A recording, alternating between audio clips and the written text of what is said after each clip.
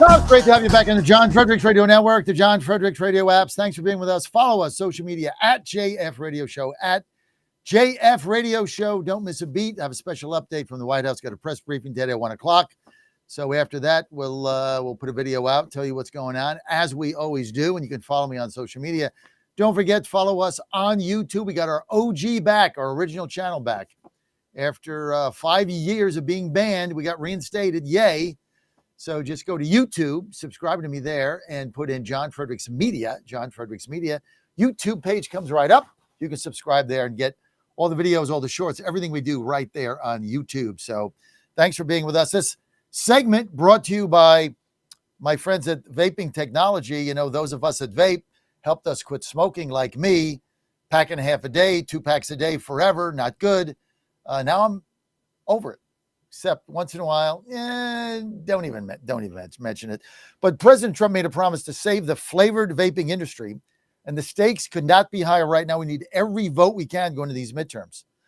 Small businesses across the country and the millions of vapers who supported President Trump want action. The independent U.S. vaping industry consists of hundreds of thousands of small businesses that sell vapes across the country. These are going to be important votes going to the midterms. They're going to be critical. Now, these small businesses, they employ tens of thousands of American workers and bring in vital revenue for state and local economies. These businesses are critical to the health of their community members, the availability of less harmful products. Many of us, many of you, many of us, me included, vaping helped us get off the cancer sticks. And so you just got to remember that. Closing these businesses would result in not only the loss of revenue for the communities they support, but also the loss of choice and access for consumers, especially in the small towns and communities which supported President Trump. That's why we support the Vapor Technology Association, very critical component of our coalition that we put together. And many of us vape. And so like it's a big deal when you quit smoking, and many of us utilize the vape to get there. And so, you know, it's better than the cancer stick. But of course, the big tobacco cancer lobby, well, they'll say one thing and do another. You know, they're trying to defeat this. They want all the vapes to go out of business so they can get back to selling cancer. That's all they do. So not a fan. This message brought to you by the Vapor Technology Association. Okay, let's get our panel back in. We got Michael Letts at Truth and Michael. We've got Walter Kurt, independent journalist. We've got Stephen Moore is going to be coming in from Kyiv. If he's got power, I don't know what the hell's going on out there, but we're going to bring him in. But let's get to, I got 2 quick calls. Let's get to Pat in Richmond for our panel, line 1. Pat, you're live. Good morning, all of you. 2 things. Does anybody realize that if those visas are issued for 5 years, that we're not going to have Trump in the office, which means if a Democrat gets in, nobody's going to follow up to make sure that those people actually leave the country after 5 years? The second thing is, I don't know if you've heard, but one of the senators here in Virginia has already dropped a bill for January to get rid of our right to work in Virginia. It will pass the Senate. It will pass the House. Spanberger will sell it. And the shortage that we have already in the trades in Virginia, that'll go away because a lot of these people close to retire will not join a union. And all of that good business that Governor Youngkin brought into the Commonwealth, gone. Bingo. And we got Mark Mix coming up at the bottom of the hour to talk about right to work. Go ahead, Walter. You want to comment on that? Well, you know, this is exactly what we thought was going to happen. You know, this is exactly what their plan was all along. They want to get in there and immediately repeal right to work. They're going to go after business. There's also, I don't know if you guys saw this, the first bill that they've also pushed forward. Now they're going to push sick leave for all employees across the country. Even if you're part-time, now you get 40 hours of sick leave. So if you have more than 3 employees, that's the next bill they're going to push through. So now every business in the Commonwealth is going to have to pay for sick leave for their employees, even if you've got 3 employees and they're part-time and you pay them, $15 an hour. Now they get 40 hours additional. Even if they don't have vacation, now they got 40 hours of sick leave every year. Well, Tyler, don't get sick. Tell Michael, Tyler, don't get sick. Tell Michael, don't get sick. Tell my whole staff, no sickness. Stay healthy. And we're all getting screwed. Unbelievable. Thank you, Pat. Thank you for saying that. I got Mark Mix coming up bottom of the hour. He'll flesh some of that out. Tim, New York, line 2. Tim, you're live with the panel. Hey, John, how you doing? Hey, Good Tim. morning. I'm calling from Lake Desolation. I'm about 20 miles north of Saratoga. I was listening to you earlier. You trained horses? Oh, yeah. Years ago? Many years. Yep. I trained standardbreds. God gave me one gift in life, and it was racehorses. I just knew what to do. It was amazing, but I had to get out of it for a number of reasons. But I still miss it. In fact, when I got out, I couldn't go to a racetrack for 22 years because I knew if I just stepped foot in it, I'd get back in it because I loved it that much. But I wanted to do other things, and I stuttered. And unless basically you're training Mr. Red, there's not a lot of conversation going on. So I was a severe stutterer. So that was one of the reasons. But I raced the New York, New Jersey circuit, Meadowlands, Freehold, Liberty Bell, Yonkers, Roosevelt, Garden State, Brandywine. Where else?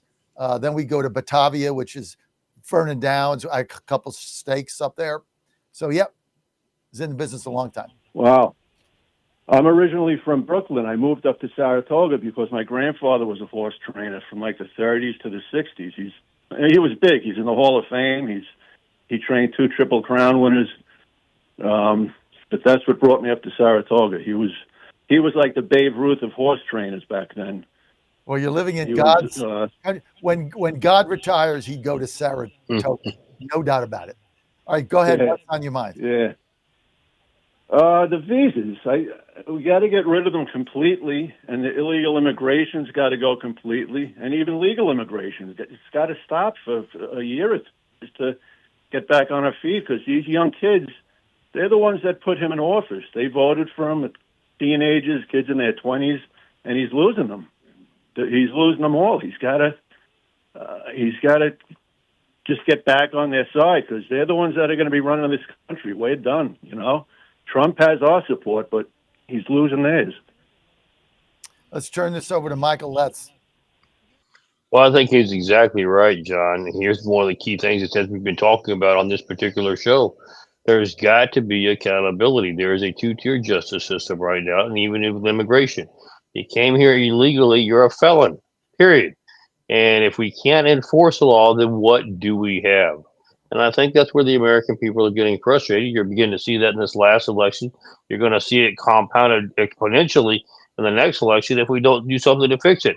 I'm encouraged about the one indictment on one congressman, but that's a long way from where we need to be, John. And if we can't do this, and isn't it amazing the response that we're getting from the far left about just simply upholding the law?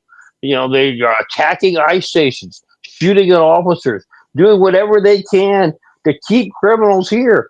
It's crazy. And the fact that we're not taking a stronger stance, just like this meeting with Mondami.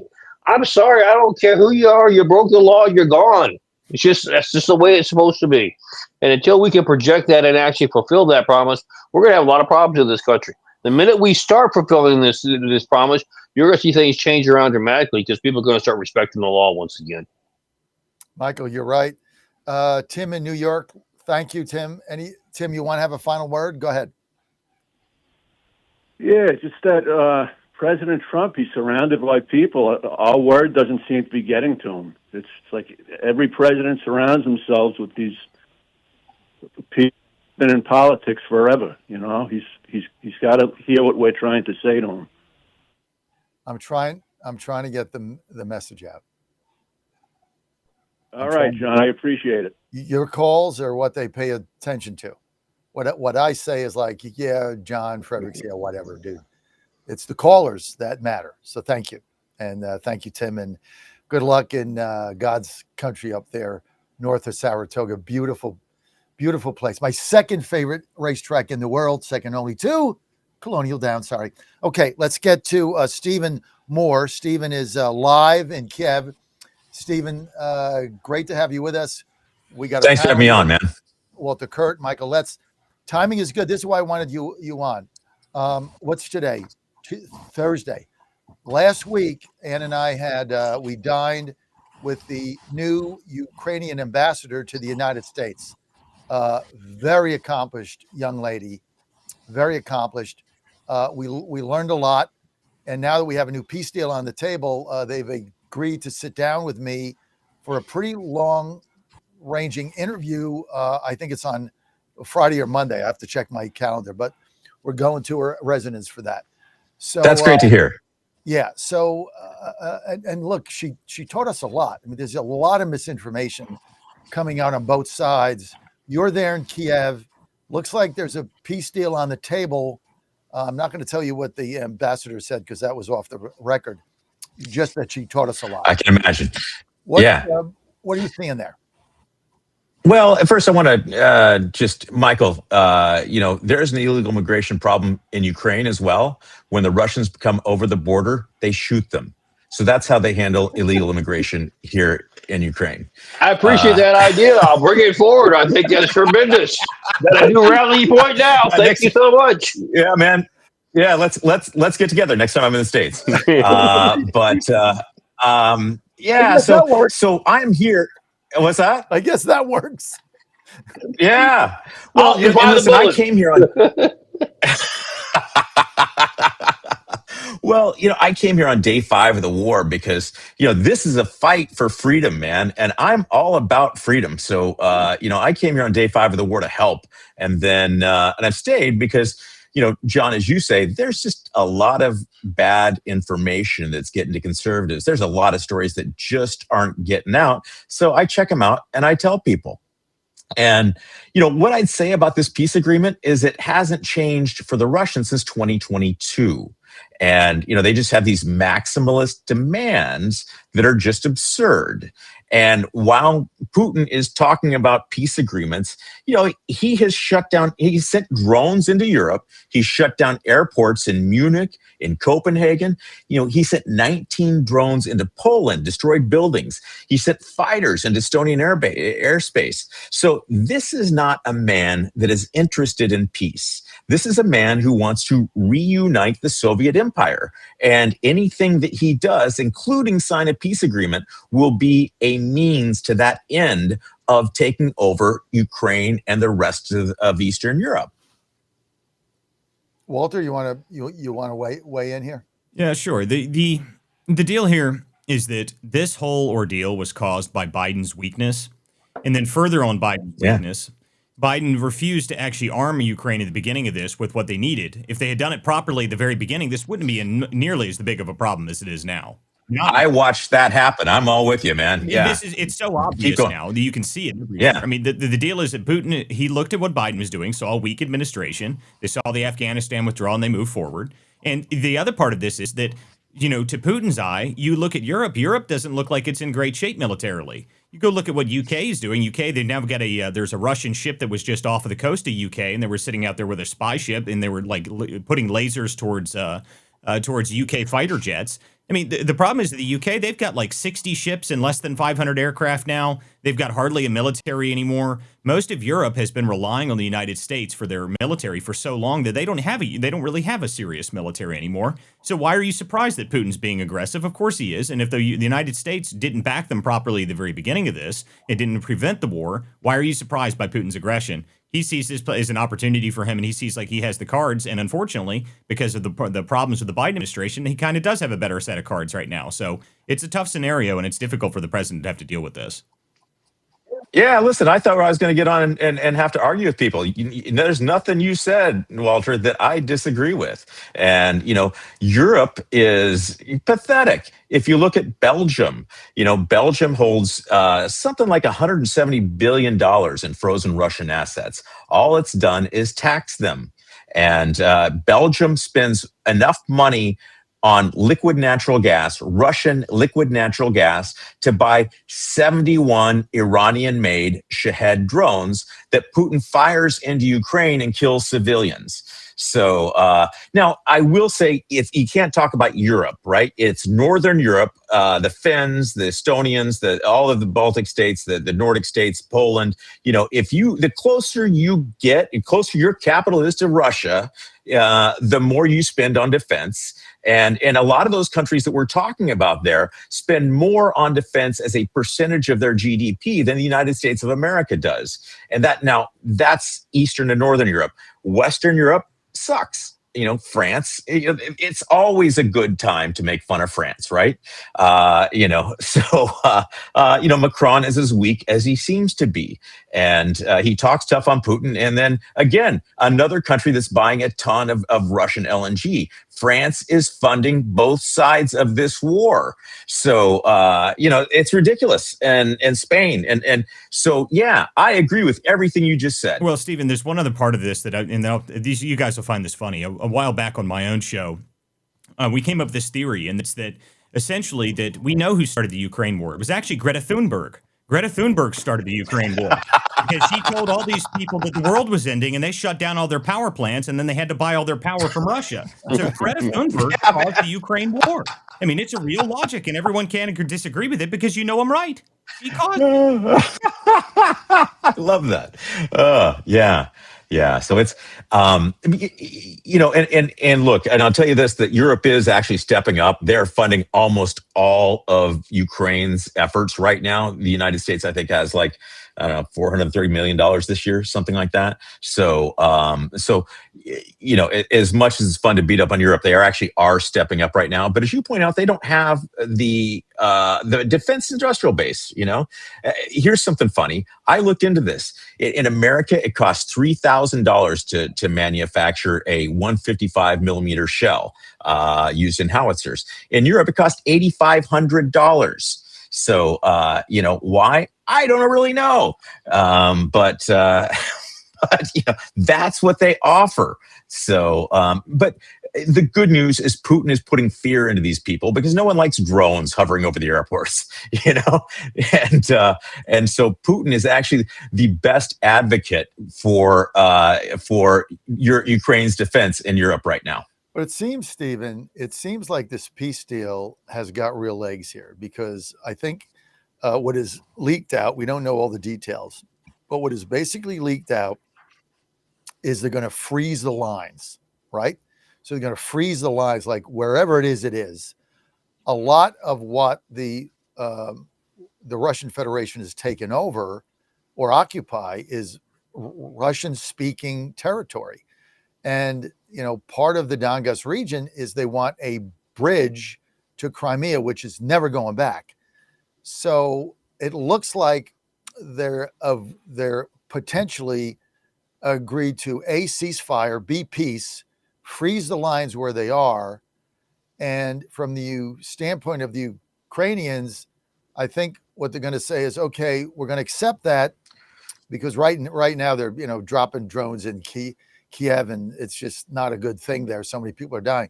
We're going to accept that. However, we're not going to codify it in our constitution. As far as we're concerned, that's still part of Ukraine, but for all intents and purposes, it's not. So it's more of a legal issue than a war issue. And then, and then that would be the core of the peace. And basically, look, if I'm Zelensky, and he's also got to now deal with this corruption, which is putting more pressure on him. But if I'm Zelensky, I'd rather have, 3/4 of my sovereignty than not have any of it. And isn't that kind of the reality of where they are now, Stephen?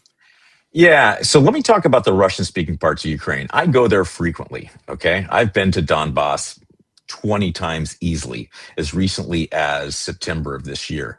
And you don't want how to anger someone in Donbass, say, hey, don't you want to be part of Russia? That will get you into a fist fight. And so this is my experience. And I'll give you a personal example. My fiance's mother, it was always, she was always sort of like, she spoke Russian. She had fond memories of the Soviet Union, and had a lot of friends in Russia. On the first day of the war, the Russians showed up, and they have a family business, and her daughter that works with her says, Mom, the Russians are here. The war has started. What do we do? And she says, these are Russians. They won't harm civilians. We're going to work. 2 hours later, they're running for their lives with the Russians shooting at them. So, as I like to say, Anya's mother was the last person in Ukraine who had a fondness for the Russians. And we polled it, because this is what I do. Here's what I do. I give firsthand information that's data driven. So we polled Ukrainians and we said, agree, disagree. I would prefer to live under Russian rule. Yeah. So 99.2% of Ukrainians said something other than I really want to live under Russian rule. And so that's about 250,000 people. So if you're worried about those Russian speakers, let's send them to Russia. The folks. The reality of this situation is you're not going to get them out of the occupied territories. I mean, they're not going to withdraw. They can't withdraw. They've lost 1 million men and women. 1.2 million men and women have died. And what they're doing with the North Koreans is they're basically cannon fodder. I mean, they ship them out to scope out where the drones are. They get killed by the drones, and then they try to shoot the drones out. I mean, it's what they're doing is horrible. It's just no regard for human life whatsoever. But you've lost 1.2 million people, and now you withdraw. What do you say to the populace? What do you say to the moms that basically, and when a soldier dies there, they go to their home, they go to the mom's home, and they give him a 6-pound bag of frozen dumplings. That's it. No. Frozen dumplings. No, man. No, that is actually, I'll tell you what they get. So to get people to fight in Ukraine, they're paying them $4,000 a month, which is twice what an E1 in America gets. And they have 20% of the average monthly wage that we do in America. So it's like someone in America getting $20,000 a month to go fight in Ukraine. And then if you produce a body or dog tags, that gets you $116,000 cash. And so Putin is running a war machine that's super expensive. And, one thing is, here's one tricky part, if he's got to pay all this money for personnel. So that means he can't use that money to build drones and missiles and that sort of thing. If he gets a peace agreement, that's what he's going to do. He's going to build up the tanks, the missiles, and the drones he's lost.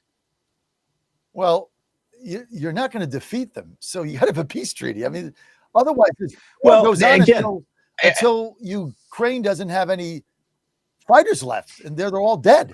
I mean, they will keep this going on forever. A peace agreement is the only way out of this thing, and then Well, and here's where I part ways with you on that, is that Russia is, it's a gas station with an army. And if you cut off the revenues from the gas station, it can't fund the army. And, the interest rates in Russia are like 20%.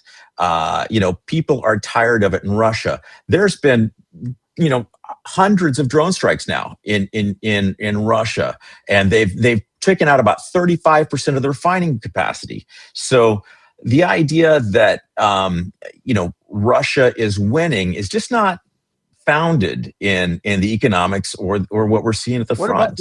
And then we got to go. Oh, listen, man, I'd love to talk about that. Yeah. Zelensky does a lot of dumb stuff, and completely stupid. It's really frustrating.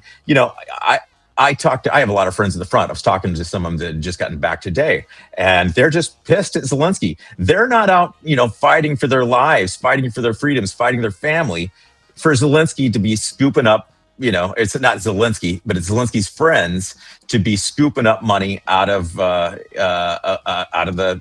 kitty. And I will say that was Ukrainian taxpayer money. It's not U.S. taxpayer money. It's really hard to get to U.S. taxpayer money.